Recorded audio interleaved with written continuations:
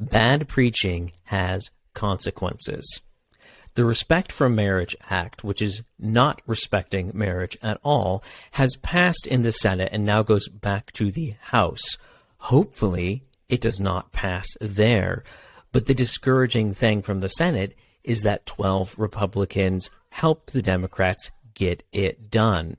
Now, there have obviously been many reactions to this, but I want to focus on one thing in particular, and for that, I'm going to tell a little bit of a story. In the Bible, King David commits a horrible sin, compounds that with more horrible sin, and is finally called out by the prophet Nathan. Now, Nathan confronts him by telling a story, telling a parable about a man who has much and has many sheep. Yet when someone comes to visit, instead of taking and butchering one of his sheep to prepare a meal for the man, he takes a sheep from a man who only has one. David rightfully is enraged by this. How could someone do something like that? That man needs to pay. A man needs to pay for the sin that he's committed.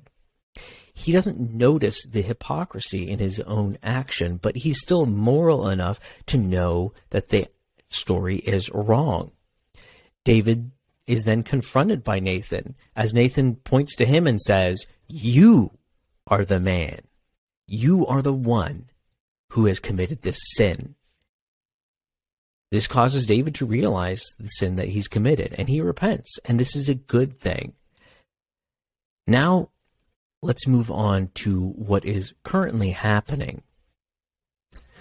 J.D. Greear, back in 2018, preached a now infamous sermon where he declared that the Bible whispers about sexual sin, and in particular homosexuality, and shouts about other sin. So we need to whisper about what the Bible whispers about, yet shout about what the Bible shouts about.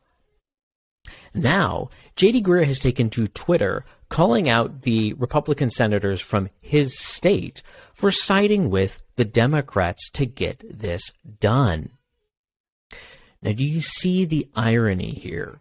A man that preaches a sermon about the Bible whispering about sexual issues is now complaining when the fruit of that sermon has taken hold. J.D. Greear, you are the man.